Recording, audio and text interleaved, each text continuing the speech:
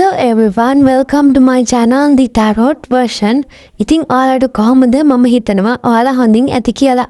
මම අද ඔයාලට අරන් ආවේ collective reading එක. ඉතින් මේ collective reading එකකින් අපි බලන්න යන්නේ ඔයාගේ හිතේ ඉන්න පුද්ගලයා මොනවාද ඔයාගෙන් හංගන්නේ කියන reading එක. reading එකට යන්න කලින් මතක් කරනවා මාව subscribe කරලා නැත්නම් අනිවාර්යයෙන්ම subscribe කරන්න කියලා. ඒ වගේම අපේ Facebook page එකත් follow කරගෙන යන්න. වෙනද වගේම මං සයින් 10ක් කියනවා බලන්න මේ සයින් 10න් ඔයාට කීයක් ඇකියුරේට් වුණාද කියලා. එක සයින් එකක් හරි ඇකියුරේට් වෙනවා නම් ඔයා ට්‍රේඩින් ඉදිරියට බලන්න පුළුවන්. පළවෙනි සයින් එක තමයි ඔයා දැන් ඉන්න ඇඳුමේ දම් පාට, කළු පාට, අලු පාට පොඩ්ඩක් හරි තියෙනවා නම් ඔයාට මේ රීඩින් එක බලන්න පුළුවන්. දෙවෙනි සයින් එක තමයි ඔයා මේ රීඩින් එක අහම්බෙන්නම් දැක්කේ මේ රීඩින් එක ඔයාට ඇකියුරේට් වෙනවා. තුන්වෙනි සයින් එක තමයි ඔයා අද දවසේදී තැඹිලි පාට හරි කහ පාට හරි සමනල එක්කත් එහෙනම් මේ රීඩින් එක ඔයාට බලන්න පුළුවන්. හතරවෙනි සයින් එක තමයි ඔයා දැන් ඉන්න තැනට එළිය පරිසරේ පේනවා නම් ඔයාට මේ රීඩින් එක බලන්න පුළුවන්.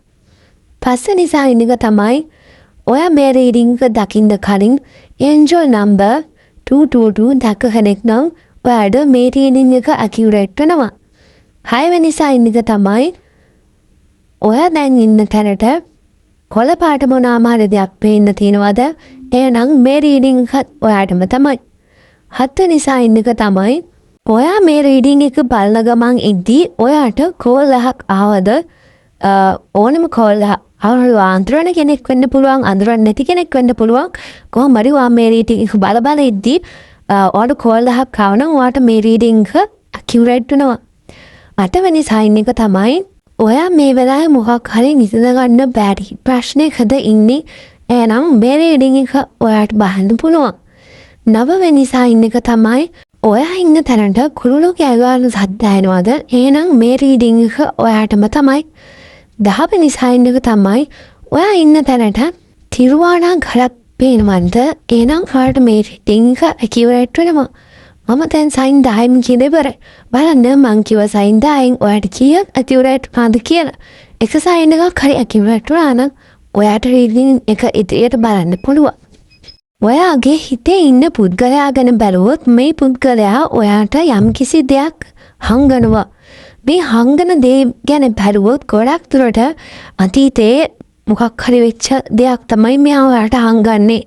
මේ කෙනා හිතනවා මේ දේ ගැන ඔයා දැනගන්න හොඳ නැහැ කියලා මේ කෙනා හිතනවා. විශේෂයෙන්ම සමහරට මේක ඔයා දැනගත්තොත් එහෙම නැත්නම් එයාගේ වටේ පිටේ ඉන්න මේක දැනගත්තොත් මේකට බනි කියලා ගණන් ගන්න නැති වෙයි. එයාලා මේ කරපු දෙයට අප්‍රසාදේ පළ කරයි කියලා මේ පුද්ගලයා හිතනවා. ඉතින් මේක එයාගේ පවුලේ දැනගන්නවට බයෙන් ඉන්නවා වෙන්නත් පුළුවන්. කොහොම හරි මේ කෙනා ඔයාගෙන් මේ දේවල් හංගන්න උත්සාහ කරනවා. ඒ වගේම මට ආවේ The High Priestess Reverse. ඉතින් මේ කාඩ් එකෙන් ගොඩක්ම කියවෙන්නේ මේ පුද්ගලයා ඔයාට අනිවාර්යයෙන්ම දෙයක් හංගනවා කියලා. එයාගේ හිතෙන් මේ දේ එළියට දාන්න කැමති නැහැ. ඒ වගේම මේ රහසට වැඩි කල් ආවශ්‍ය නැහැ. මොකද මට ආවේ The Chariot Reverse. ඉතින් මේ රහස වැඩි කල නොගිහින් එළි වෙනවා. ඒ වගේම මේ පුද්ගලයා ඔයාගෙන් මේ රහස හංගන්න ගොඩක් උත්සාහ කරනවා. විශේෂයෙන්ම මේ කෙනා කිසිම දෙයක් නොවිච්ච ගානට ඉන්න ගොඩක් දක්ෂ කෙනෙක්. ඒ වගේම මට ජස්ටිස් කාඩ් එක ආවා. ඉතින් මං කියෝ වගේම මේ රහස ඉක්මනින්ම හෙළි වෙනවා. ඔයාට මේ රහස ගැන දැනගන්න පුළුවන් වෙනවා.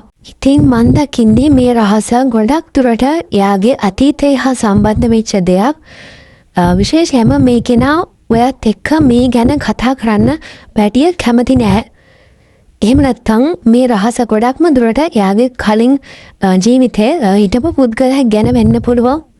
තව මන් දකිනවා මේ කෙනාට අතීතය අමතක කරගන්න බෑ. අතීතයේ ගොඩක් මතක් වෙනවා.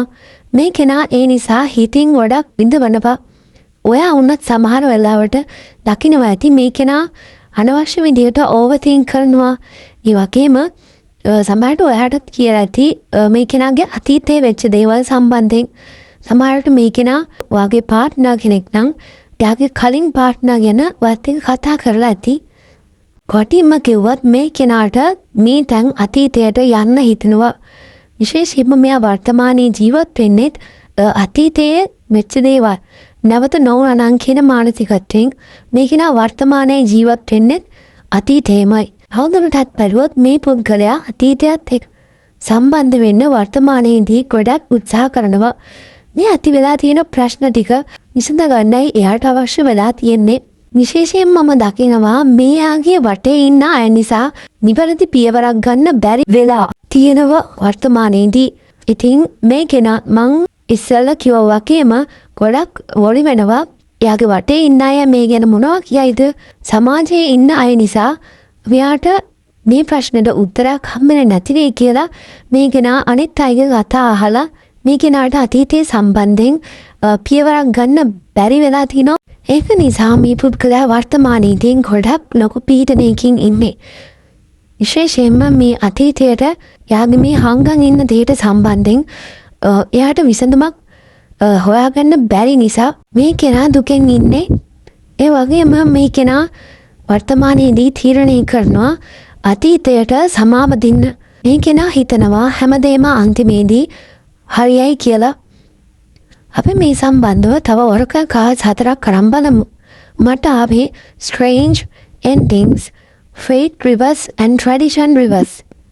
විශ්වය කියනවා මෙයාගේ මේ විසඳුමක් නැති ප්‍රශ්නය ඉවර වෙන්නේ නැහැ.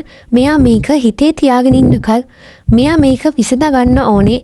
ඒ වගේම විශ්වය කියනවා මේ කෙනාට ශක්තිය තියෙනවා මේක විසඳ ගන්න. ඒ වගේම එයාට නව ජීවිතයක් ලැබිලා තියෙනවා. ඉතින් ඒක නිසා ඔයාට පුළුවන් විදියට මේ කෙනාට උදව් කරන්න. මේ කෙනාට අලුතින් ජීවිතයක් ආරම්භ වෙමින් පවතිනවා. මේ කෙනාට මීට වඩා හොඳ ජීවිතයක් ලැබීමට සුදුසුයි. විශේෂයෙන්ම මෙයාගේ අතීතයේ ප්‍රතිබඳ සිතුවිලි අත්හැර ගන්න ඕනේ. ඔයාට මේ දෙයට මෙයාට උදව් කරන්න පුළුවන්. ඔයා මේ රීඩින්ග් එක බැලුවේ ඔයාගේ ජීවිතේ ඔයාගේ හිතේ ඉන්න ඕනෑම කෙනෙක්ගෙන වෙන්න පුළුවන්. ඔයාගේ ex no contacting person එහෙම නැත්නම් ඔයාගේ හිතේ ඉන්න ඕනෑම පුද්ගලයෙක් ගැන මේ රීඩින්ග් එක ඔයාට accurate වෙනවා. මේක තමයි මම අද ඔයාලට අරන් ආපු රීඩින්ග් එක. රීඩින්ග් එකට කැමති නම් අනිවාර්යයෙන්ම like කරන්න, අපිව subscribe කරන්න අමතක කරන්න එපා. එහෙනම් මං අතර ගිහිල්ලා එන්නම්. ඔයාලට සුබ දවසක්.